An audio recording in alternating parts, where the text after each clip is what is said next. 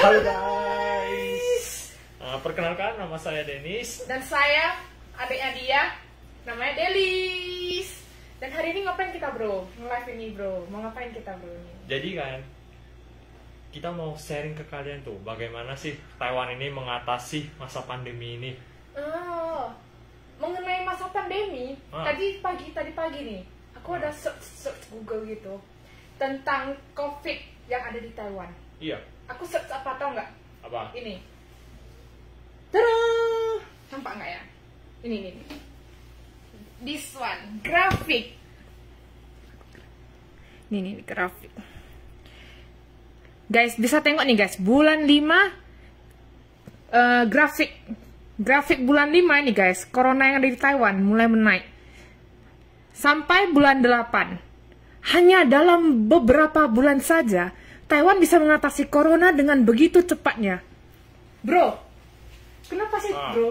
Taiwan kok bisa sih mengatasi corona itu dengan begitu cepat nih bro? Apa sih rahasianya? Oke guys, jadi ini yang pertama guys. Ini kalian pasti tahu ini.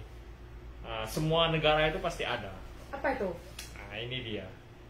Tereng. Masker. Iya, jadi masker ini yang paling penting itu di Taiwan. Kenapa, Le? Karena kita setiap mau keluar rumah ini tetap harus yang paling pertama diingat itu ini, masker. Karena di Taiwan ini kan, semua orang mau keluar mau kemanapun itu dia tetap harus pakai masker. Terus jika Anda tidak memakainya, apa yang terjadi? Anda bakal dilaporkan oleh orang lain.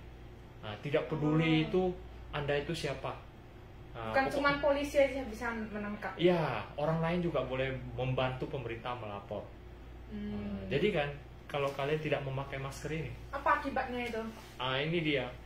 Kalian bakal didenda oleh pemerintah.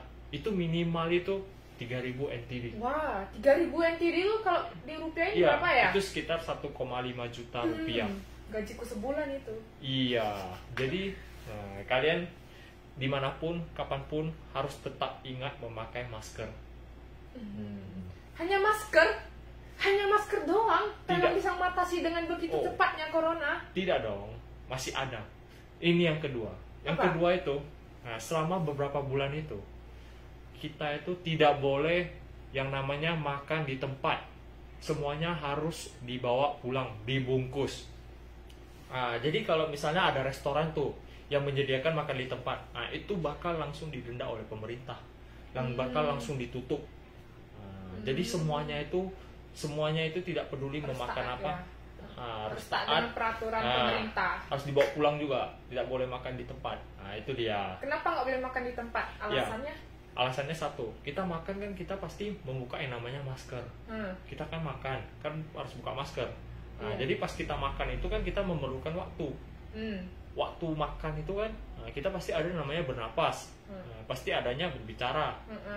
Jadi dari dua itu aja kita sudah bisa melakukan penyebaran virus kalau misalnya kita ada terkena gitu. Makanya kayak pemerintah langsung dibawa pulang.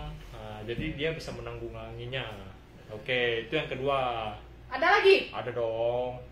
Ini yang ketiga, di dalam rumah itu, di dalam rumah. Kalau misalnya di dalam rumah itu tidak boleh yang namanya berkumpul lebih dari 5 orang. Ya, misalkan kalau satu rumahnya tinggalnya lebih dari 5 orang itu kayak gimana? Itu kan, kalian harus bergantian dong makannya. Tidak boleh berbarengan semua ngumpul di ruang tamu. Ya, di satu ruangan itu minimal 5 orang. Terus maksimal deh 5 orang. Oh iya, maksimalnya 5 orang. Iya.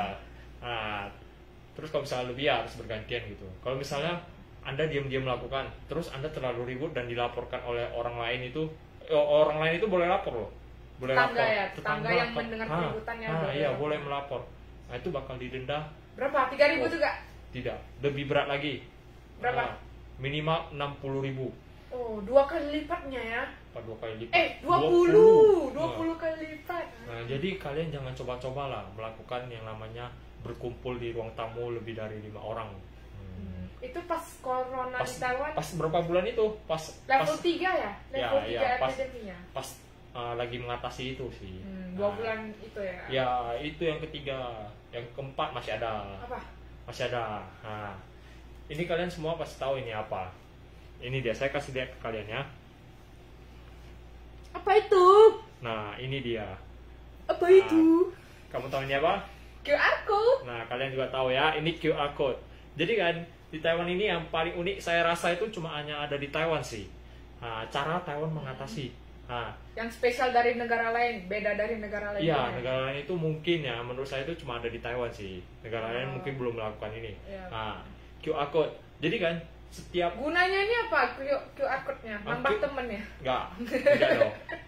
QR code ini kita ya setiap toko yang namanya jual beli barang seperti di mall lah, supermarket, minimarket, tempat makan, apa semua tempat yang kita melakukan transaksi itu dia mempunyai yang namanya barcode.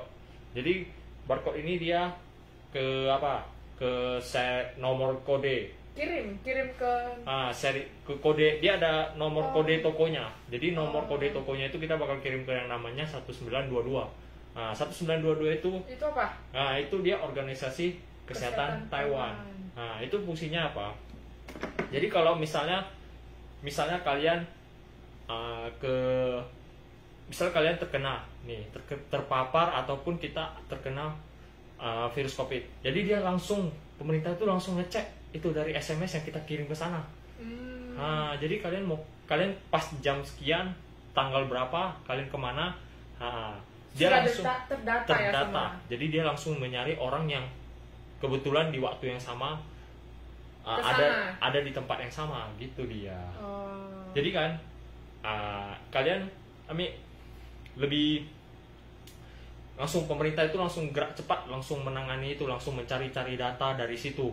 Siapa yang terpapar, siapa yang kena gitu, mereka bakal dapat SMS dan pemerintah bakal suruh orangnya itu untuk karantina mandiri, cek kesehatan, cek suhu tubuh semuanya gitu. Gitu ternyata begitu. Iya, makanya Taiwan bisa cepet ya corona ya. Makanya itu ini. Saya semoga nih info yang kami share hari ini semoga bisa bermanfaat untuk kalian semua ya guys, yang nonton ini guys. Terima kasih juga yang udah nonton ini guys. Bye bye. Bye bye guys. See you.